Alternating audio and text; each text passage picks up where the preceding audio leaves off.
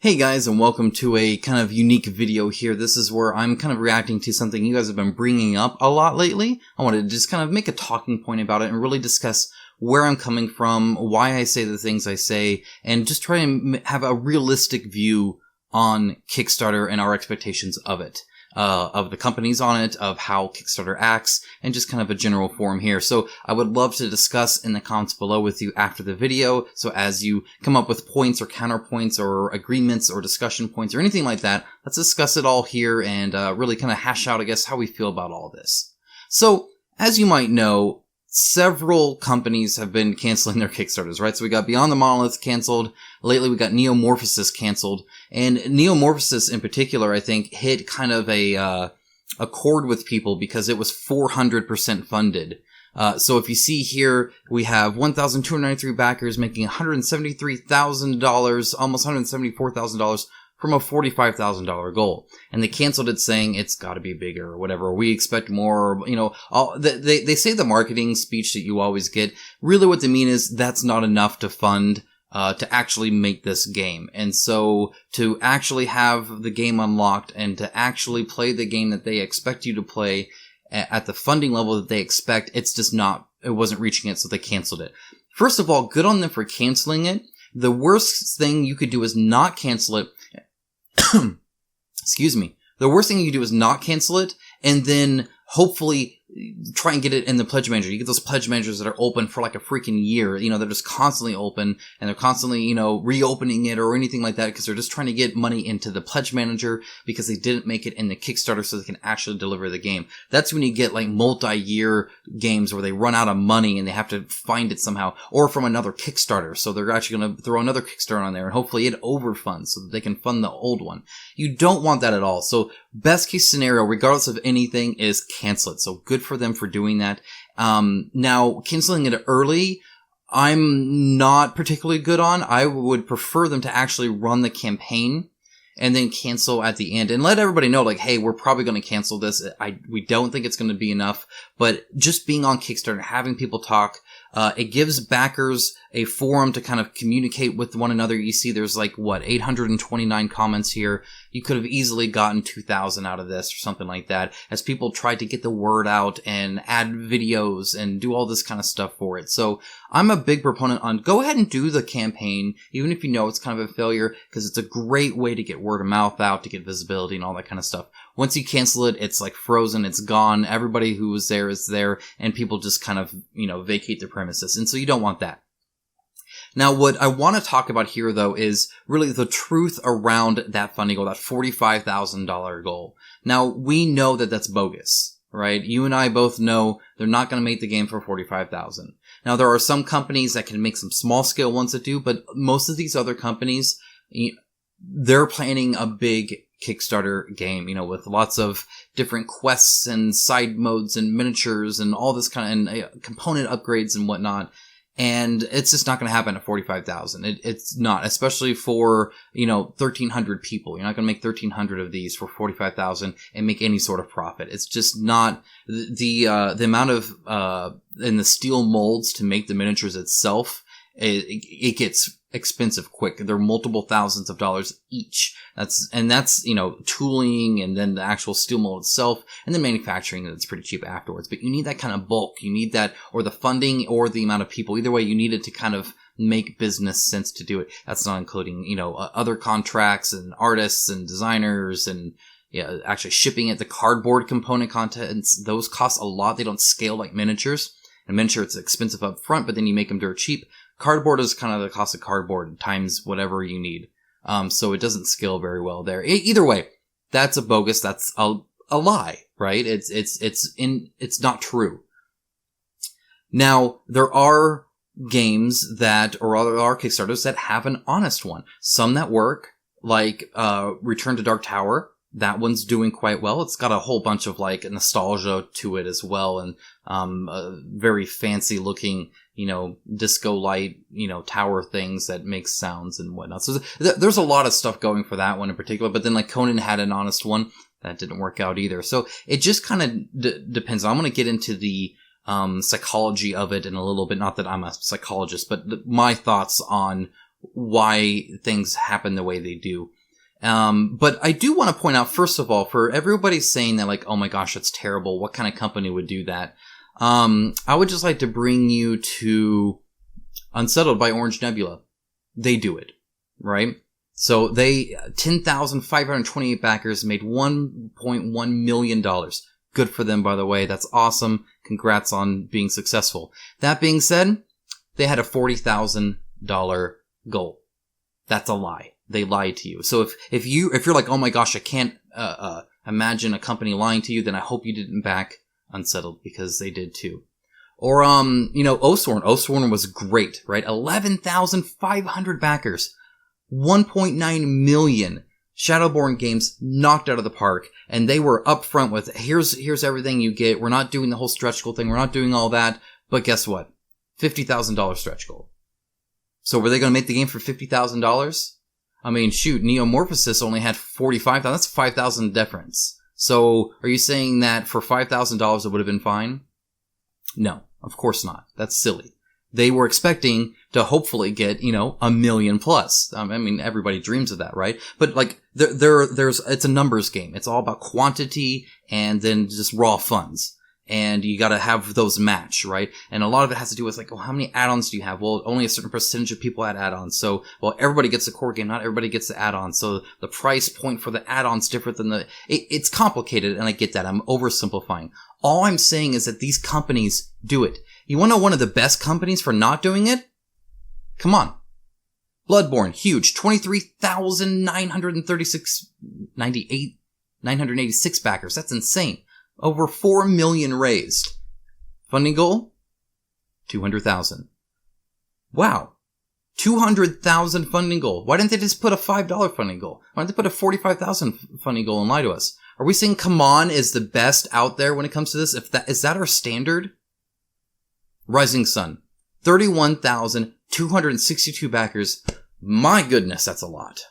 Over 4 million raised. $300,000 funding goal. I'm going to let that sink in a little bit, but I guess I want us to be realistic here, and I want us to be fair and even. If we don't like something because it was canceled, but we don't like it because it was based off of a lied number, then we can't like the things that just happened to be successful funding and then did the same lie. It doesn't work that way. We can't just hate the ones. That's like kicking people while they're down. It's like, hey, you failed at what other people were better at lying. Like, were they better at lying to us? It just doesn't work that way. It doesn't work that way. The truth is that everybody does it. Okay, now let's explain why. It's not because of you or me. Anybody right now watching this video, you're exempt from what I'm about to say. But I will say, Rising Sun, 31,262 backers. That means 31,262 people, not including pledge manager stuff and late pledges and all that, decided they viewed this campaign on Kickstarter and backed it. Now, I could make a video about it, and I'm not going to get 31,000 views. We are a subset, a niche of a niche, right? So there's this board game niche, there's a miniatures board game niche, there's the miniatures Kickstarter board game niche, and there's the people that enjoy this so much that they watch YouTube videos like mine about it. We are a very small subset, and we care a lot, and we do our research, and we even look at, pledge levels and, watch these detail videos, or do the details video. I guess I do that. Like, we are way more into this industry and way more into the companies that are doing it than the average Joe. I used to work with several of these. There was a coworker of mine named Chris, and he would back a lot of Kickstarters, mostly for D&D minis for him, but he also liked board games. Sometimes he would buy 2 copies, one for the board game and one he'd strip for just the minis. Anyway, he was crazy. He would spend a lot of money on Kickstarter. He wasn't about to watch one of my videos about it, though. He didn't care that much. And and that's the problem. For every one of us that are concerned about everything that this Kickstarter is doing, there's 5 of Chris's. There's 5 of them, right? And I'm just throwing out numbers. They're fake numbers. I get that. I'm not doing any math here. What I'm saying is that there's more of them than us. Now, the casual person does not want to back something they're not sure is going to fund. So let's say that you have an honest goal of, I need $1 million to fully make this and do exactly what I want, unlock all the stretch goals, go full out on everything. That's my goal. $1 million. And let's say you get $1 million. You made $1 million. That's hugely successful, by the way. You did a great job on Kickstarter, but you only got it the last day. The Chris's of Kickstarter are not going to look on that and see 27 days to go and $800,000 left to fund. They're going to be like, well, that might not even fund. I'm not going to put my money in there. I'll go put my money in these other things that I know for sure are probably going to get made. Now, I get that in the back of our mind, and even in the back of their mind, they might think, if they're even looking at a funding goal or even thinking about miniatures, like they don't know how miniatures are made with the steel casings and the tooling and all that. Like they don't care.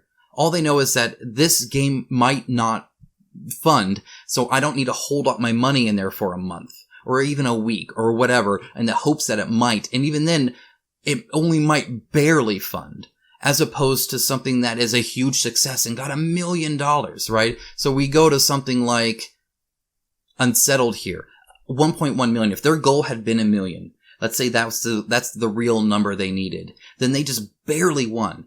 Now, is that as good to say, or is it, oh my gosh, they made over $1 million, they left all these stretch goals, they did all that? I get it's mind games, but it's just a fact of life. We do not drive what's popular on Kickstarter. There's not enough of us. We might even be heavy, but guess what? That Chris, he spent more than I do. I run a channel on this, and he would spend more on Kickstarter than I do back in these games. Because again, he would back multiple copies. He would do group pledges sometimes, because some of his buddies would want to get on it too. It just, I get not wanting to be lied to. I get looking at that number and being like, I know that's fake. And you know what? That's great. All that means is that you have a better understanding of the inner workings of these Kickstarters and what the companies are dealing with. Which is cool. That's great. It's more informed. I'm all about more well-informed consumers, right? Like, we should know the ins and outs of it to the point where we can make an informed decision on whether or not our money should go there. And then you have to decide whether you need to put your money towards something that might or might not happen in a month or not. Now, even for me, even knowing, oh, it's a real thing. Do I want to tie up my funds? Possibly that it's a month. What if there's several going on? Do I put them all in there and then check at the last minute and see if any of them are barely going to fund and then try and cancel? It's like the opposite of an eBay auction, right? You're like trying to cancel the ones real quick because, oh no, that one I really wanted that I wanted to go all in on was there. Or do you want it to seem like more of a for sure thing? I mean, it's tough. It's tough. Because what if they're doing the whole pledge manager thing? I don't know. Maybe Unsettled needs more than $1 million. Maybe Unsettled needs 1.5 million. They're just hoping the pledge manager, some more people come in or people add some more add-ons. I don't know. Only they do. Only Orange Nebula does. And all I know is that they're already lying to me about their funding goal. Or Oathsworn. Maybe they need more. Maybe they didn't get enough. Maybe they needed 2.5 because they didn't realize as first-time creators how expensive this was actually going to be. I can't know that. I have to just do a leap of faith and say, you know what? I realize what you're doing and I want to help you do it. That's all there is to it. Everything else is just white noise. Everything else is just us conceptually talking about things. And I guess it kind of irked me when I saw the whole like, oh, it's a lie. Everybody does it. Unless you love CMON and hate Orange Nebula and hate Shadowborn Games and hate all of these other ones, go ahead and look. Go to KickTrack. It'll tell you right there of what the goal was, because it's hard to find afterwards, right? It's like, what was the goal here? I don't know, right? So you got to go here. Oh, the goal was 40,000. Go ahead and look through the ones you've backed and tell me that none of them were lying about their funding goal. If it was, then you've already backed some. Now you can decide right now at this video, I'm never backing another one again that's lying to me about the funding goal. But if you do, you're probably not going to be on Kickstarter much. It's just how things are. And it's how things, I think, more or less need to be, unless you have, unless you luck out, right? Again, the lucky ones just get scot-free, right? So if the Return to Dark Tower had a $40,000 goal, they would have funded the same perhaps as the 800,000 goal or whatever the heck it is. My point being that for every one of those, there's a Conan that failed miserably and didn't get it. For every one of those, there's the Batman that seemed to barely do it. I get the whole funded in 12 seconds. Yeah, that's dumb. That's stupid. I get it.